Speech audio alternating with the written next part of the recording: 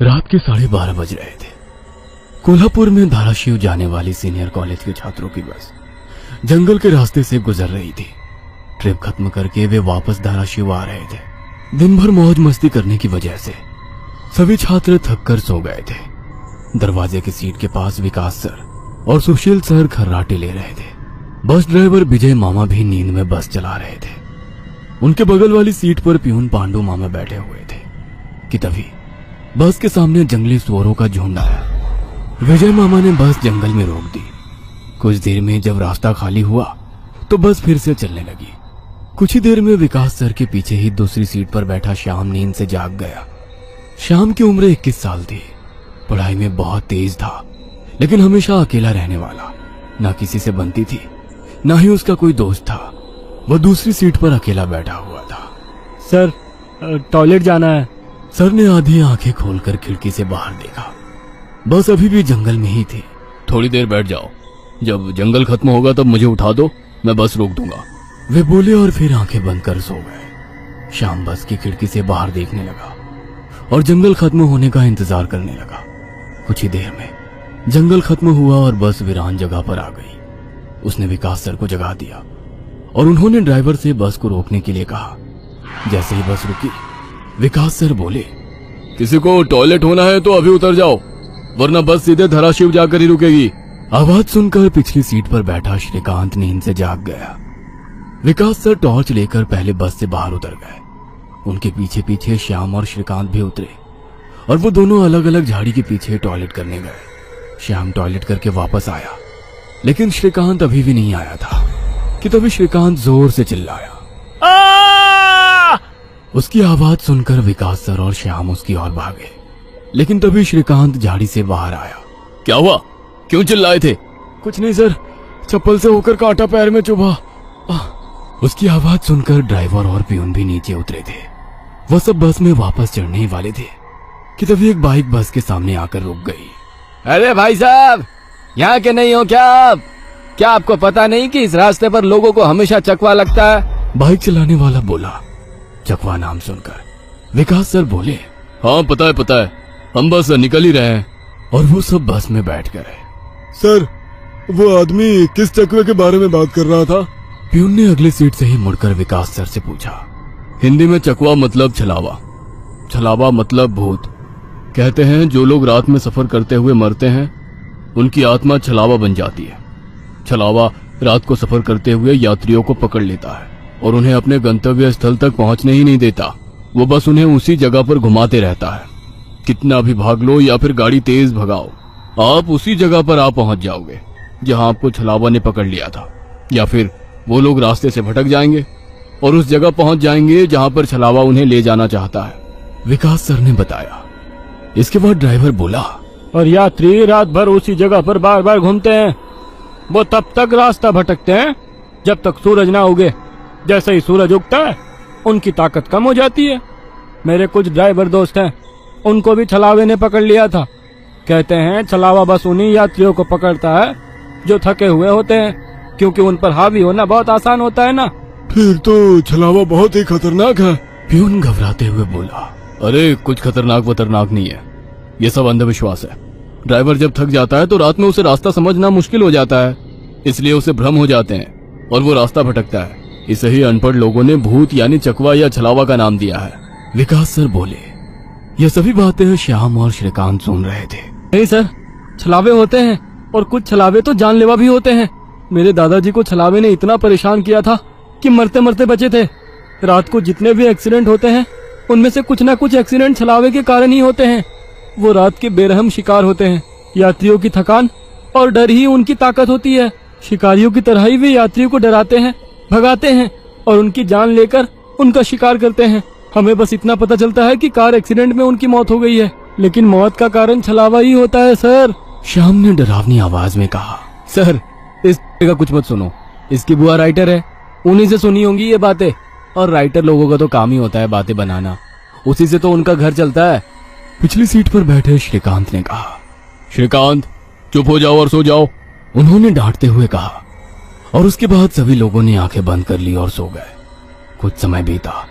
श्याम अभी भी जाग रहा था और खिड़की से बाहर देख रहा था। बस किसी जंगल के बीचों बीच से गुजर रही थी कि तभी उसने देखा कि रास्ते के किनारे एक बंद पड़ी चाय की टपरी है।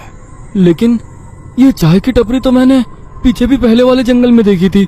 वो मन ही मन बोला और खिड़की के बाहर देखने लगा।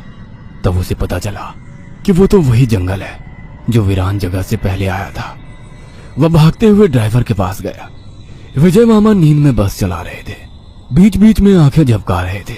विजय मामा, बस कौन से जंगल में है? होगी किसी जंगल में। रास्ते में जंगल कम है क्या? नहीं मामा, हम वापस उसी जंगल में पहुंच गए हैं जहां पर बस के सामने जंगली सुअर आ गए थे। नहीं बेटा, तुम्हें कुछ तो गलतफहमी हो रही है। वो जंगल तो कब का पीछे छूट गया है ना। उनकी बहस सुनकर विकास सर नींद से जाग गए। क्या हुआ श्याम? सर, हमें छलावा लग चुका है। उसने हमें पकड़ लिया है क्योंकि बस वापस उसी जंगल में आई है जहां से पहले गुजरी थी। लेकिन विकास सर भी ड्राइवर की तरह उस पर विश्वास नहीं कर रहे थे। सर, अगर आपको मेरी बात पर यकीन नहीं हो रहा है तो बाहर देखो। अभी कुछ देर रास्ते के किनारे एक ट्रक दिखाई देगा जो एक्सीडेंट में पलटी हो चुका है। और कुछ ही देर में रास्ते के किनारे सभी को पलटी हुई ट्रक दिखाई दी। ये देखकर सभी हैरान हो गए थे।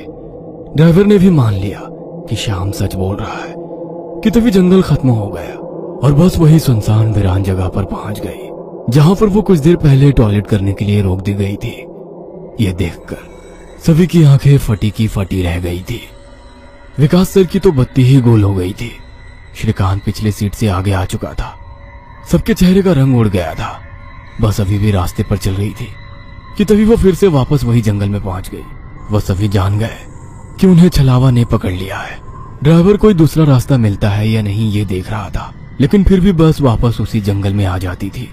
ऐसा लग रहा था कि मानो पूरी दुनिया में बस वही एक रास्ता है जो घूम फिर कर उसी जंगल में ले आता है। सर, अभी इस छलावे से कैसे निकले? मैंने सुना है कि छलावे से बाहर तभी निकल सकते हैं जब सुबह हो जाए। इसका मतलब हमें रात भर इसी सड़क से गुजरना होगा, जंगल से वीराने में और वीराने से जंगल में। क्यों ना हम सुबह होने का इंतजार करते हुए उसी वीरान जगह पर रुक जाए। ड्राइवर बस चलाते हुए बोला। लेकिन शायद मैंने सुना है कि छलावे में रुकना ठीक बात नहीं है। नहीं सर, मेरी बुआ ने बताया था कि अगर सेफ जगह मिल जाए तो रुकने में कोई परेशानी नहीं है। बस इतना ही पता है तुम्हें? और कोई तरीका नहीं है क्या? है, लेकिन वो अभी के लिए नहीं है।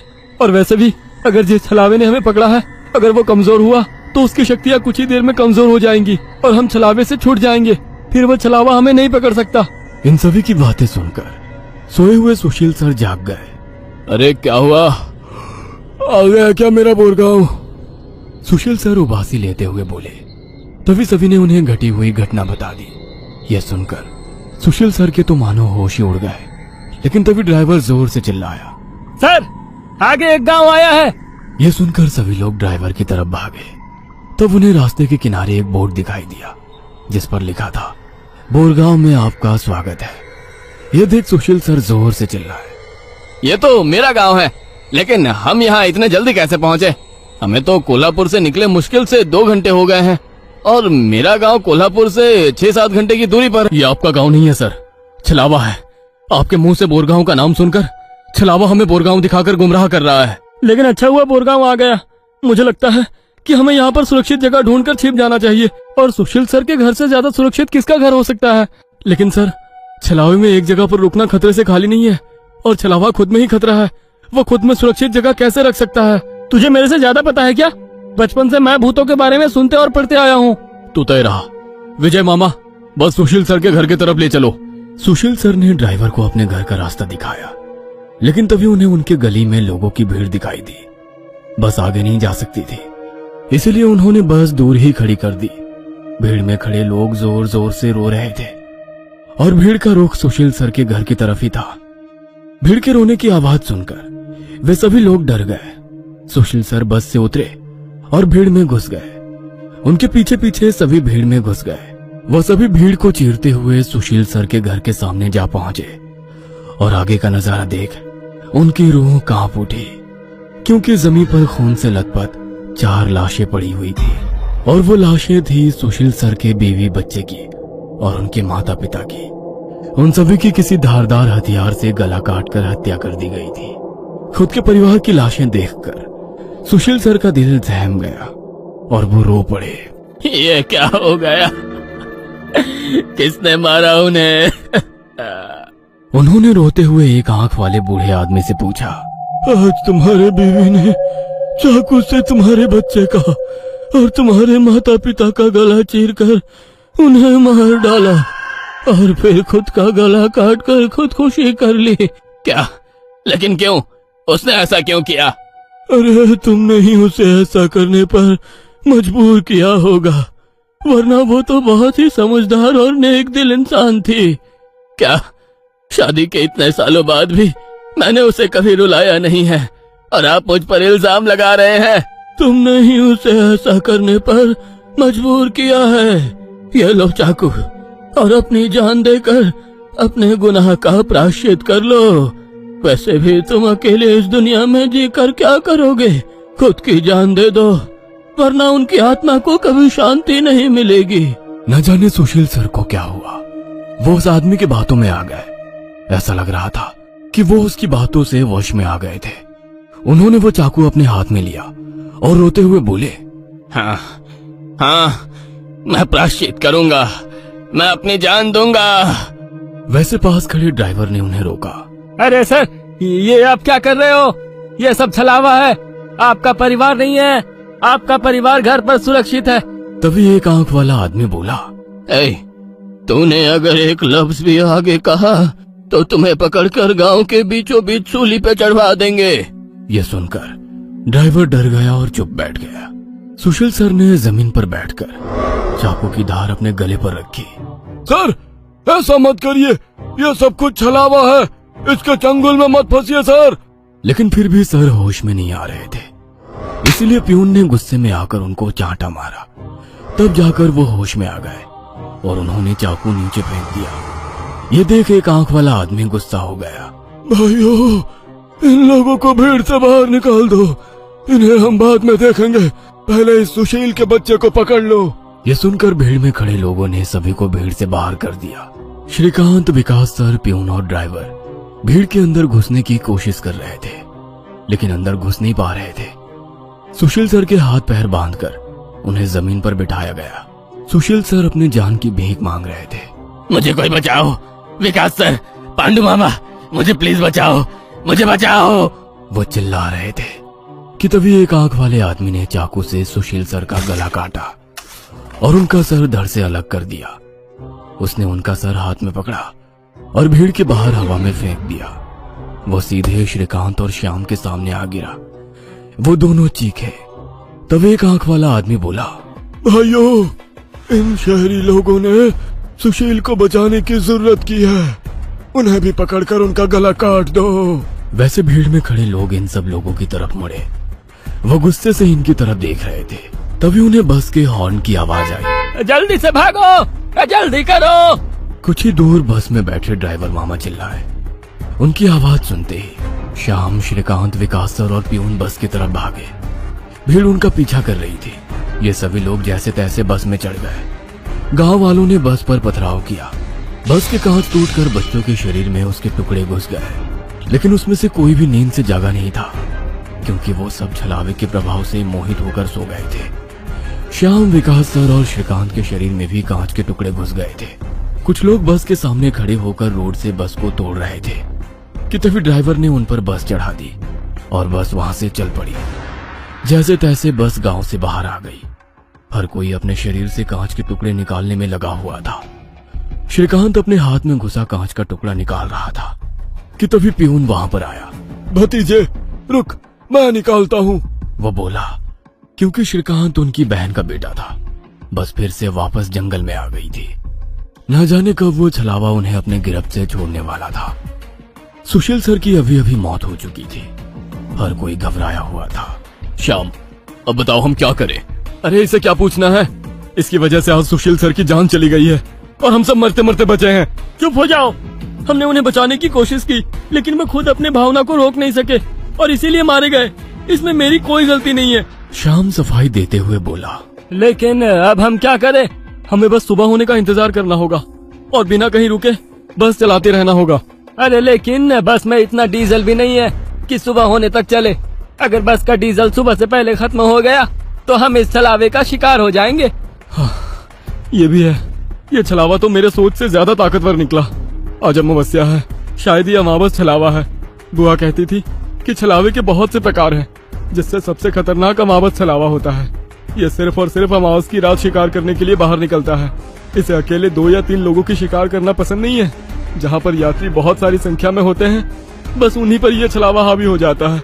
वो सबसे पहले सबसे ज्यादा कमजोर और सफर में थके हुए इंसान को ढूंढता है, उन्हें डर दिखाता है, और जब उसकी डर से मौत हो जाती है तो उसके शरीर पर कब्जा करता है और बाकी यात्रियों के बीच में रहकर उन्हें गुमराह करता है।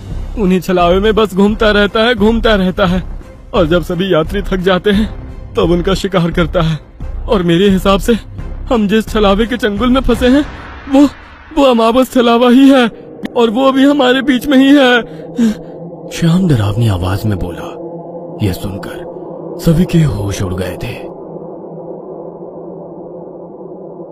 वो सब तो ठीक है, लेकिन अब हम इस छलावे से बाहर कैसे निकले? ड्राइवर ने पूछा। इस पर श्याम ने कहा, अब केवल एक ही उपाय है, लेकिन इसमें खून बहने के चांसेस है। हाँ, क्या है वो उपाय? छलावा अभी भी हमारे बीच किसी मृत शरीर पर कब्जा करके बैठा है। हमें उसे ढूंढना होगा और उसे मारना होगा, क्योंकि उसकी आत्मा मृत शरीर से ज्यादा मजबूती से चिपकी नहीं होती।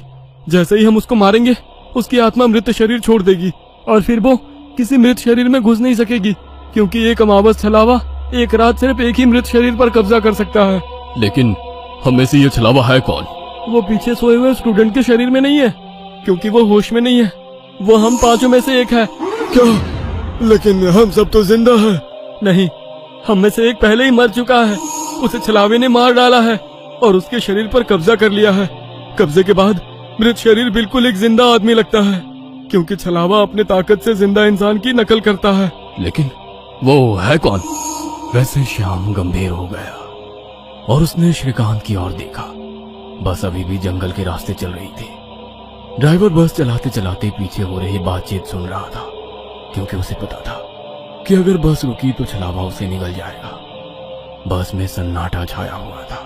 हर कोई श्याम के मुंह से छलावे का नाम सुनना चाहता था कि तभी श्याम बोला, ये श्रीकांत ही छलावा है। ये क्या बकवास कर रहे हो तुम? होश में तो हो? माना कि तुम्हारी बुआ ने बहुत सारी भूतों की किताबें लिखी है, उसका मतलब ये तो नहीं कि तुम कुछ भी बोलोगे और हम सुनते रहेंगे। मेरा विश्वास करो सब, श्रीकांत ही छलावा है। जब ये वीरान जगह पर झाड़ी के पीछे गया था, तब मैंने इसे किसी साए की ओर घूरते हुए देखा था। जब मैं देखने के लिए आगे बढ़ा, तभी मेरी चप्पल में कांटा चुभने की वजह से मेरी चीख निकल गई और वो साया वहाँ से गायब हो गया। शायद तभी उसने श्रीकांत को पकड़ा होगा और उसके शरीर पर कब्जा किया होगा। चल जल्दी से इसे मार डालो, वरना ये भाग जाएगा। यह सुनकर सभी के होश उड़ गए, लेकिन उसकी बात में कुछ तो वजन था। ए श्याम, जबान संभाल कर बात कर। भतीजा है ये मेरा, अगर इसको किसी ने हाथ भी लगाया तो मार डालूंगा। हाँ। प्यून गुस्से में बोला, सर जी, इस पांडु की मत सुनिए। मुझे भी लगता है कि यही छलावा है, क्योंकि हम सभी ने झाड़ी से आती श्याम की चीख सुनी थी। श्याम बिल्कुल सच कह रहा है। ड्राइवर बस चलाते हुए बोला, अरे शक की सुई तो इस श्याम पर भी है। यह भी तो झाड़ी के पीछे गया था और दिखाई नहीं दे रहा था। ऊपर से यह विकास हम दोनों की नजर से दूर था। शायद इसे ही छलावे ने बस के नीचे खींच लिया और वहीं मार डाला। तो ये दोनों क्यों नहीं हो सकते छलावा? प्यून ने कहा। अरे मैं जिंदा हूँ, मैं छलावा नहीं हो सकता। श्याम ने कहा, हाँ, और ये श्याम हमारी कब से मदद कर रहा है। ये छलावा होता तो हमारी मदद क्यों करता? अब बचे तुम तो ड्राइवर के बाजू में ही थे, इसलिए ये श्रीकांत ही छलावा है। विकास सर जोर से बोले, अरे सर, इस पे उनको छोड़ो। अब सीट के नीचे से रॉड निकालो और उस छलावे का सर फोड़कर मार डालो। ड्राइवर बस चलाते हुए बोला। यह सुनकर श्रीकांत डर के मारे प्यून के पीछे छिप गया। विकास सर ने सीट के नीचे से लोहे की रॉड निकाली।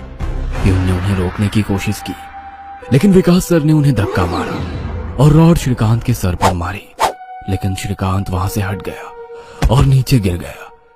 वो रॉड से दूसरा हमला करते कि तभी प्यून ने पीछे से रॉड पकड़ी और विकास सर के हाथों से रॉड खींचकर उन्हें खिड़की पर धकेल दिया और उनके सर में रॉड दे मारा।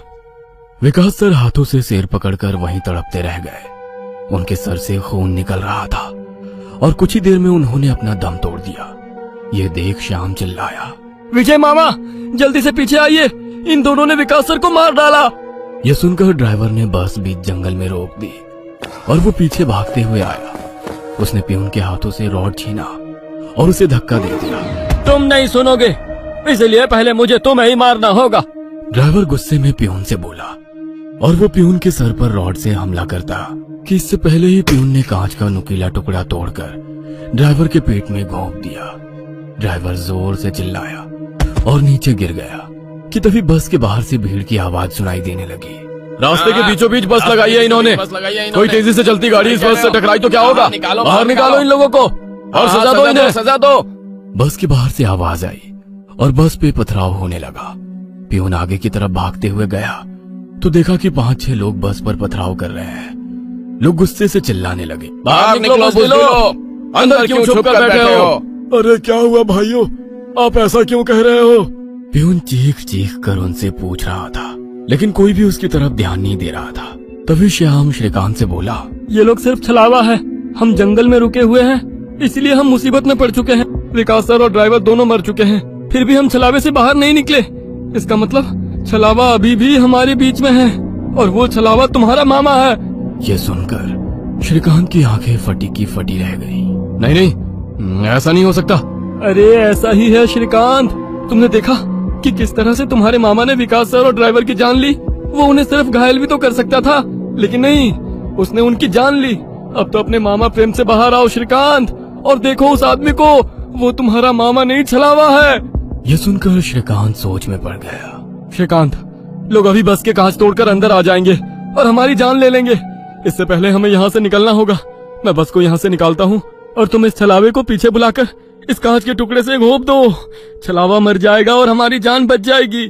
श्याम बोला और ड्राइविंग सीट की तरफ निकल पड़ा। लेकिन तुम्हें ड्राइविंग आती है क्या? अरे मेरे मामा की ट्रैवल एजेंसी है, इसलिए मैं बस पहले ही चलाना जानता हूँ, उसने कहा और ड्राइविंग सीट पर जा बैठा। उसने बस चालू की और बस चलाने लगा। प्यून पीछे श्रीकांत के पास जा पहुंचा।